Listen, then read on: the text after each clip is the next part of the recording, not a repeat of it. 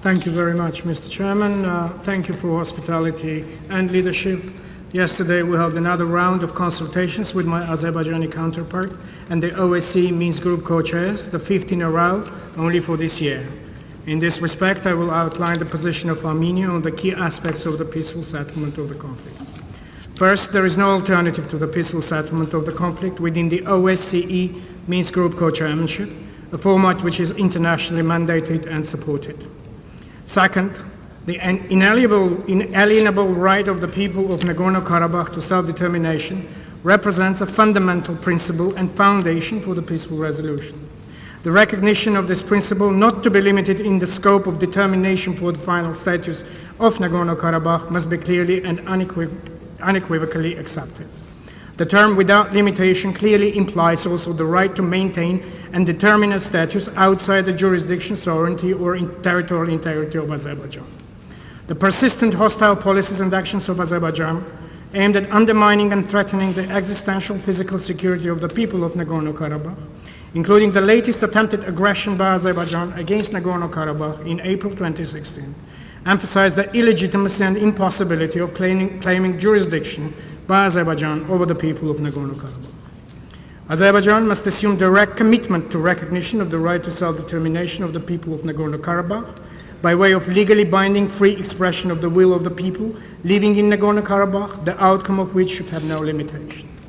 Third, the security of the people of Nagorno-Karabakh will not be compromised. Under no circumstances, the people of Nagorno-Karabakh should be left without secure lines of defense. There will be no condition assuming a risk to existential physical security of the people of Nagorno-Karabakh, as it was the case in 91 to 94 and in 2016.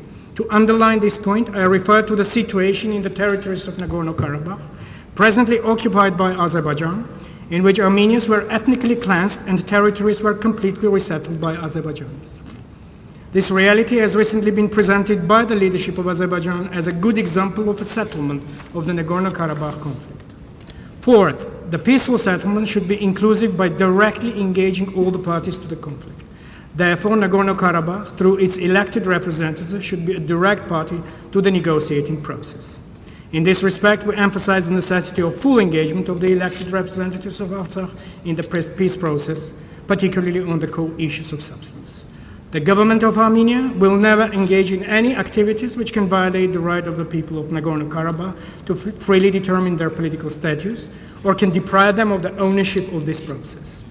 Fifth, the peaceful settlement cannot take place in an environment of tensions and risks of escalation. Therefore, the 1994 and 1995 ceasefire agreements concluded between Azerbaijan, Nagorno-Karabakh, and Armenia should be strictly adhered to and strengthened. Risk reduction mechanisms, including OSCE mechanisms investigating ceasefire violations and monitoring ceasefire regime, including by way of expanding the office of the PRCEO, should be implemented. Sixth, the basic principle of non-use of force or threat of use of force should be unconditionally adhered to. The policies of hatred, intolerance, xenophobia, Armenophobia, instigated and directed by the leadership of Azerbaijan, should be denounced. Efforts should be reinforced to prepare populations for peace and to establish an environment conducive to peace. Seventh, the maximalist positions of Azerbaijan, which ignore the will and sensitivities of the people of Nagorno-Karabakh, are fundamental obstacles to a meaningful progress in the peace process.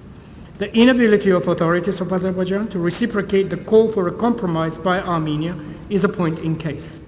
To remind, the Prime Minister of Armenia demonstrated strong political will in announcing that any settlement should be acceptable to the people of Armenia, Artsakh, and Azerbaijan, which is to say that the settlement can only be based on a compromise.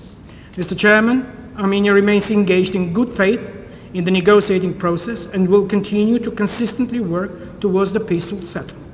At the same time, it is unacceptable that in light of the present domestic political developments in Azerbaijan, the latter sets out preconditions for the peace process as manifested in a position paper circulated on the eve of this Ministerial Council.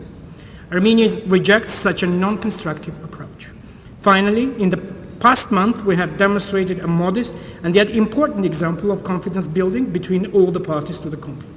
The exchange of journalists from Armenia, Nagorno-Karabakh, and Azerbaijan is a promising example of building trust and inclusive dialogue between the parties at the public level. We are ready to further build on this example. Also, the relatively low level of violence along the line of contact and the international border, as well as the use of direct communication line, should be sustained and enhanced. However, we remain seriously concerned that despite these measures, there have been losses and injuries which could have been avoided. Delivering on the commitments is a key in building trust towards the prospects for the final settlement of the conflict. In conclusion, I'd like to welcome Albania as incoming chair and wish them every success. Thank you.